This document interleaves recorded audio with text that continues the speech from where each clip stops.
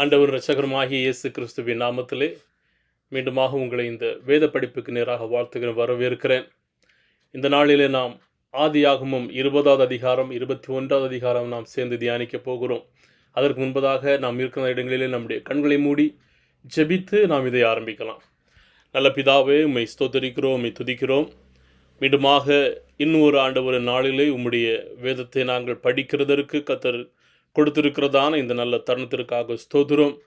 ஆண்டவரே, உம்முடைய வேதத்தின் ரகசியங்களை நாங்கள் அறிந்து புரிந்து படிக்கிறதற்கு கர்த்தர் உதவி செய்யுங்க. ஜெபத்தை கேட்டபடி நன்றி செலுத்துகின்றோம். இயேசுவின் நாமத்தில் ஜெபிக்கிறோம் எங்கள் ஜெபத்தை கேட்ட நல்ல பிதாவே. ஆமேன், ஆமேன், ஆமேன். அருமையான தேவஜனங்களே, கடந்த வாரத்திலே நாம் சோதோம் கோமோராவிற்கு நேர்ந்ததான அந்த துயரத்தை நாம் பார்த்தோம். இந்த நாளிலே ஆதியாகமம் 20வது அதிகாரமும் 21வது அதிகாரத்திலும் இருந்து ஒரு சில காரியங்களை பார்க்க போகிறோம்.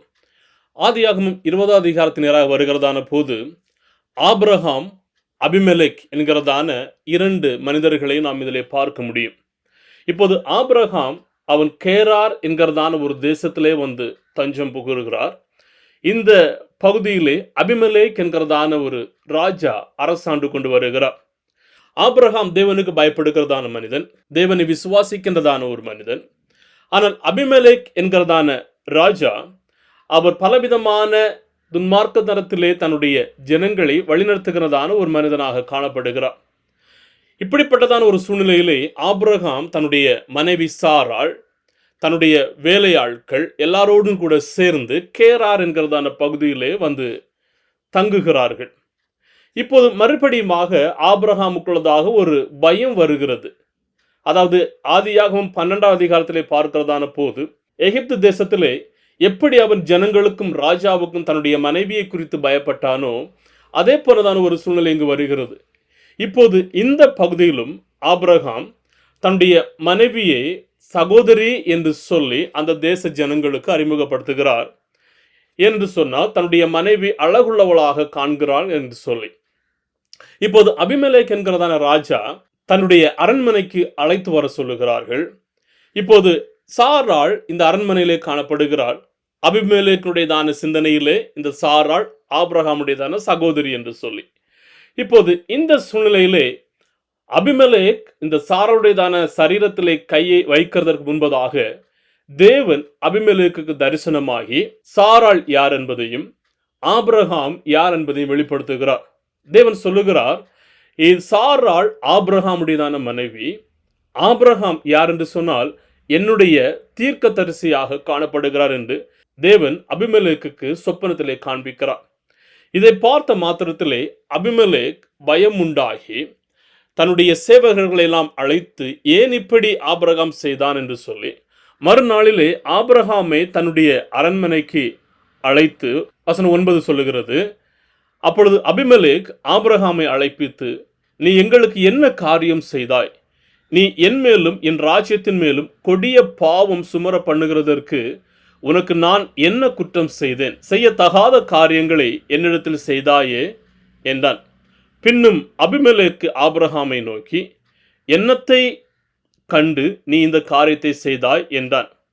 இப்போது எதற்காக ஆபிரகாம் இந்த காரியத்தை செய்தான் என்பதற்காக பதிலை கொடுக்கிறார் பாருங்கள். வசனம் 11, அதற்கு ஆபிரகாம், இவ்விடத்தில் தேவ பயம் இல்லை, அதாவது இந்த தேசத்திலே தேவ பயம் இல்லை. என் மனைவி நிமித்தம் என்னை கொண்டு போடுவார்கள் என்றும் நான் நினைத்தேன். எனவேதான் இவள் என் சகோதரி என்று பொய் சொன்னேன் என்கிறதை அவன் சொல்லுகிறார்.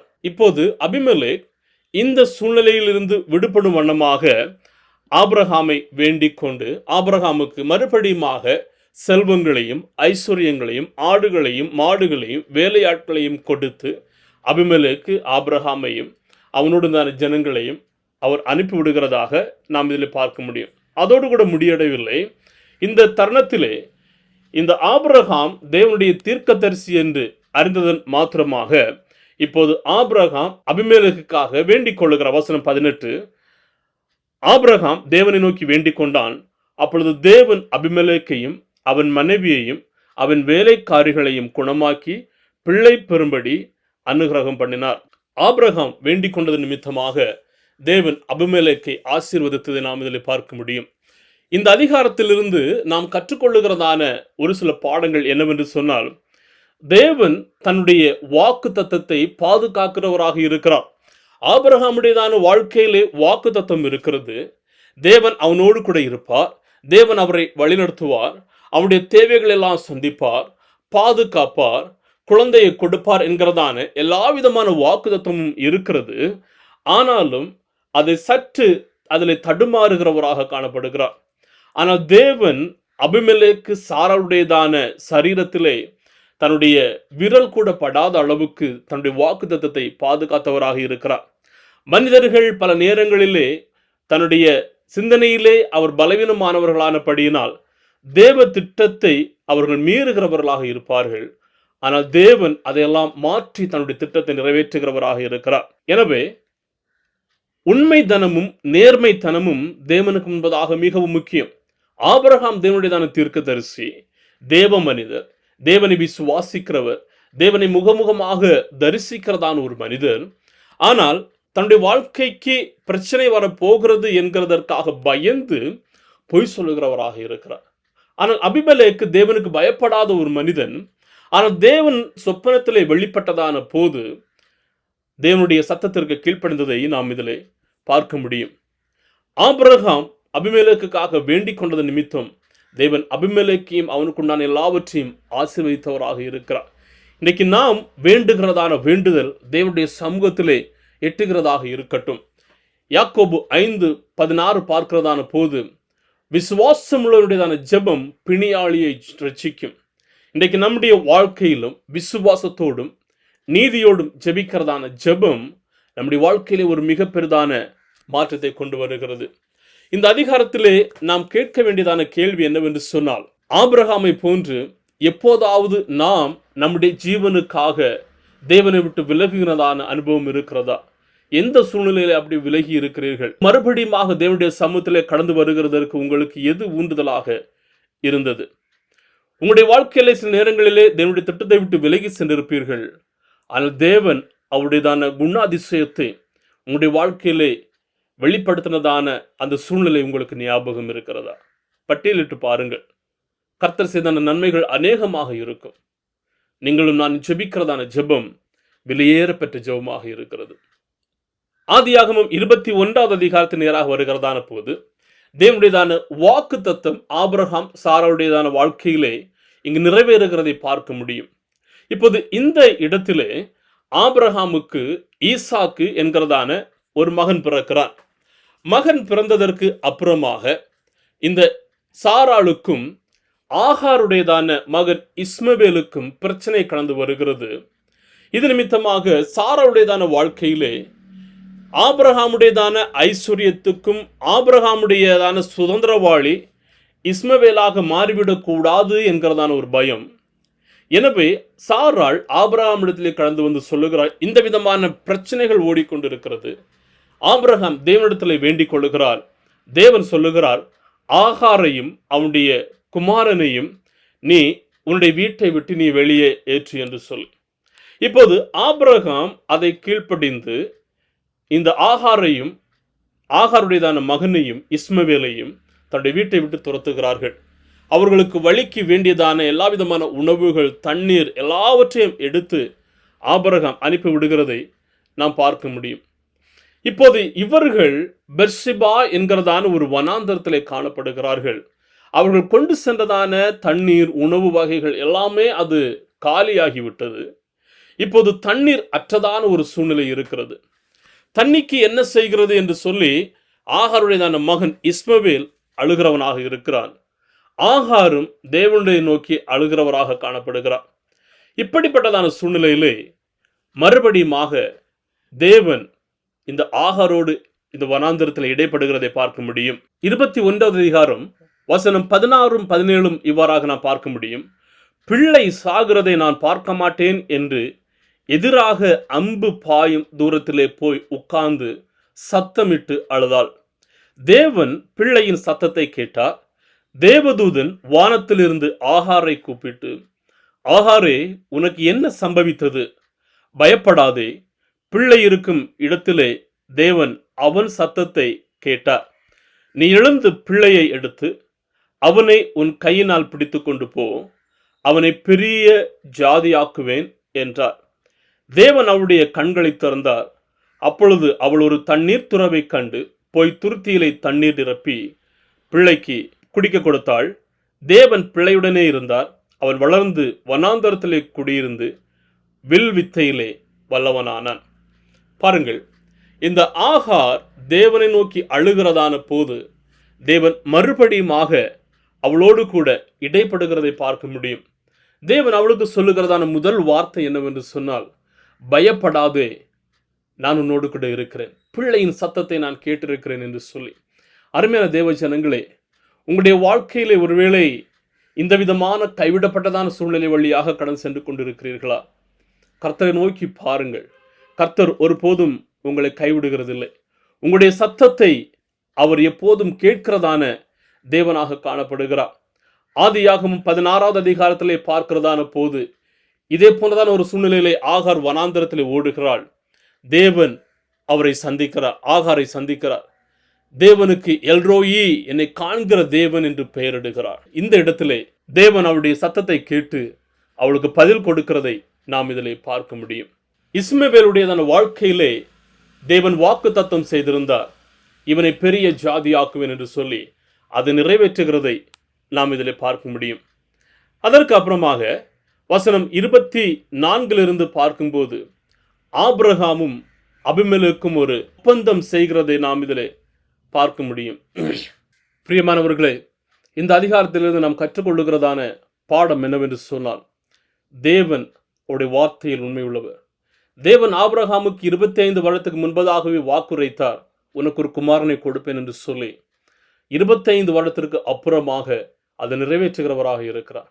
நம்முடைய வாழ்க்கையிலும் அவர் சொல்லியிருக்கிறதான வாக்கு தத்தங்களை அவர் ஒருபோதும் மறக்கிறதில்லை. ஏனென்று சொன்னால் எண்ணாகமம் 23:19 பார்க்கும்போது அவர் பொய் சொல்லுகிறதற்கு மனிதர் அல்ல, மனம் மாறுகிறதற்கு மனுபுத்திரனும் அல்ல. கர்த்தர் புறக்கணிக்கப்பட்டதான ஜனங்களையும் பார்க்கிறவராக இருக்கிறார்.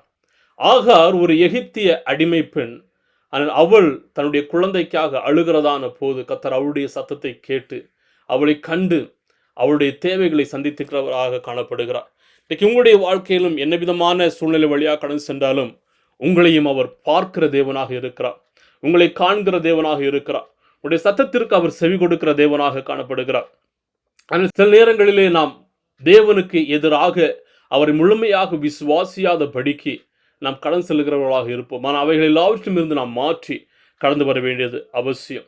அப்படி இருக்கும்போது நம்மை சுற்றி இருக்கிறதான ஜனங்களோடு ஒரு சமாதான உடன்படிக்கையை அவர் மேற்கொள்ளுகிறவராக காணப்படுகிறார். உங்களுடைய வாழ்க்கையில தேவன் கொடுத்தான வாக்கு தத்தங்கள் எத்தனை காலம் அது கடந்து சென்றிருக்கிறது? ஒருவேளை நிறைவேறவில்லை என்கிறதான சூழ்நிலையில் இருக்கிறதா? சிந்தித்து பாருங்கள். மறுபடியுமாக அந்த வாக்கு தத்தத்தை தேவனுடைய சமூகத்தில் ஒப்பு கொடுத்து வேண்டிக் கொள்ளுங்கள், ஜெபியுங்கள். அவர் நிச்சயமாகவே நிறைவேற்றுகிறவராக இருக்கிறார். ஆகார், இஸ்மவேல் அவர்கள் தேவனை அறியாதவர்கள்.